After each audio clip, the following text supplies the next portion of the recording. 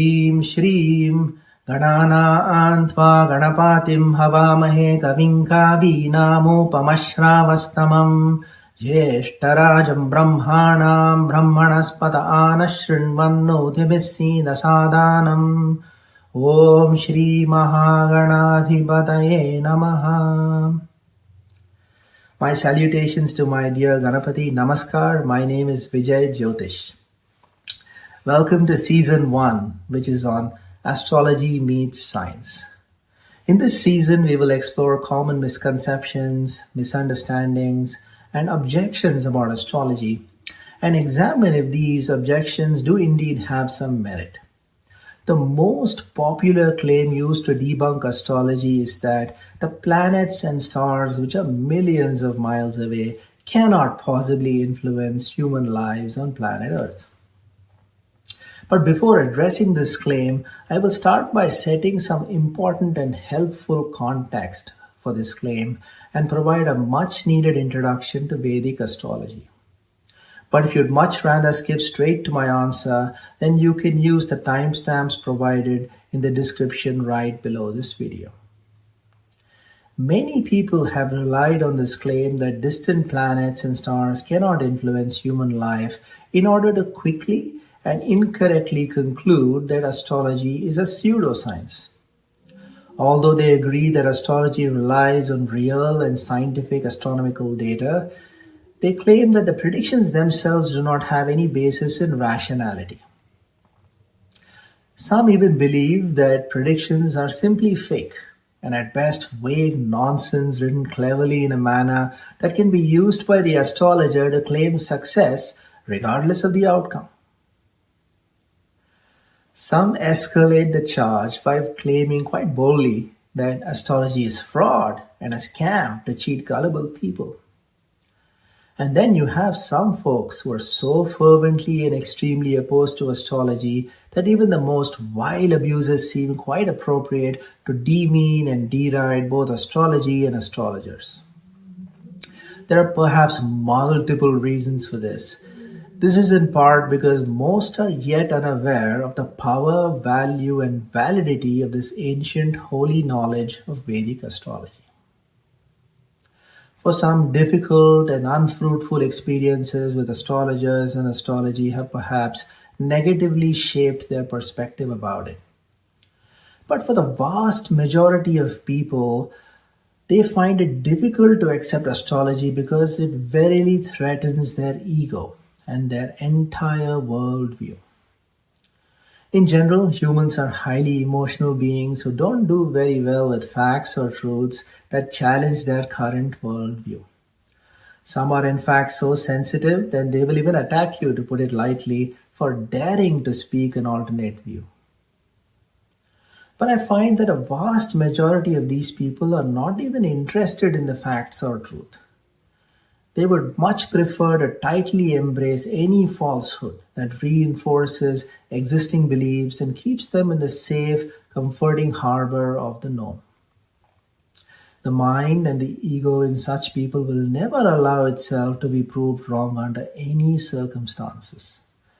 As such, embracing the truth and new perspectives takes a lot of courage and humility, which appears to be quite an endangered species today. In my own formative years, I recall championing modern scientific ideas over even religion and metaphysical perspectives. I was also perhaps one of those people with a dim view of astrology and the firm belief that man is a creator of his own destiny, or woman for that matter. But with time, experience, struggles, and some maturity, I learned that astrology has a strong connection with my own life's challenges and experiences. Every suffering and every blissful experience is verily one's own destiny. Through this series, it is my fervent hope that you can discover the power, value, and validity of astrology and benefit from it someday. So before we address this popular claim that the distant planets and stars cannot influence human life, it is also important to understand what Vedic astrology really is. Vedic astrology, or Jyotishya Shastra as it's known in Bharat, is one of the angas or limbs of the Holy Vedas. If you don't already know this, the Holy Vedas are the most basic and the most important holy scriptures in Sanatana Dharma, which is better known as Hinduism. Vedic astrology deals with both astronomy and astrology, and as a limb of the Vedas, it is next in importance to the Vedas themselves. If you noticed, I did not use the word science for Vedic astrology. This is very deliberate because Vedic astrology for me is simply an essential and important part of our holy scriptures. Some would prefer to call it a science and some others not, which is completely fine by me. I have no such preference, and I find it actually of no value in even having that discussion. Vedic astrology deals with foretelling the past, present, and future for any event. And this ability to foretell is based on the position of celestial entities at the time of manifestation or birth of the event. These events can include and are not limited to, by the way, 1. Birth of an individual, 2. Birth of any entity, for example, nations, organizations, etc., birth of an idea, thought, or question, manifestation of man-made events, for example, elections, rocket launches, or any human action, such as simply meeting someone for a cup of coffee. And 5. Manifestation of natural events like rains, earthquakes, volcanic eruptions, famines, etc. And for making these predictions, the position of the following celestial entities at the time and place of manifestation of the event are of supreme importance. 1. Graha. This is a group of key planets, natural satellites, stars, and mathematical points in space that have primal influence. 2. Nakshatra. This is commonly misunderstood as constellation, asterism, group of stars, but in reality it is just a span of 13 degrees and 20 minutes in the celestial sky. The group of stars in this span are in fact simply a visual reference and bright objects that allow us to easily point to that area in the celestial sky. 3. Upagraha. These are a secondary group of mathematical points in space. And then you have a tertiary group of various mathematical points in space, each with its own specific name, and I'll share more as we progressively dive deeper into Vedic astrology. And this, by the way, is only scratching the surface of the ocean that is Vedic astrology. So you can imagine the complexity. It is nothing less than rocket science.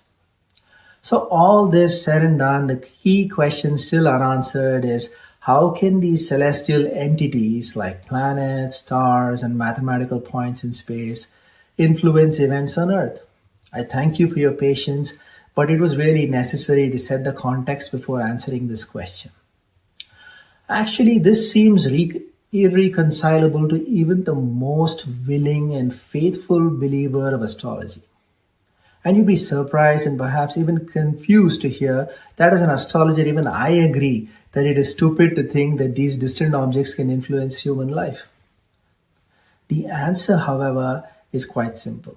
Celestial entities do not influence or impact events or human beings on planet Earth. Instead, their positions only foretell what might manifest.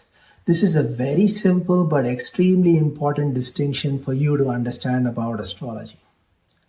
The why and how this works is, of course, one of the wonders of this fantastic universe. So science is actually right when they say that planets cannot influence our human lives. But what they're missing is astrology never said that either. They arrived at the wrong conclusion simply because they misunderstood the whole premise of astrology.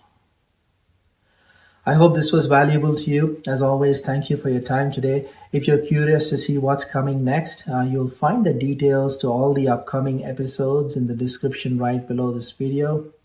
I hope I've been of service today. I hope your life brims with auspiciousness. If you're interested in a personal astrological reading, you'll find details on my website, vijayjyotish.com. I've also included the link for the same in the description right below this video. Thanks again and have an auspicious day. Bye-bye.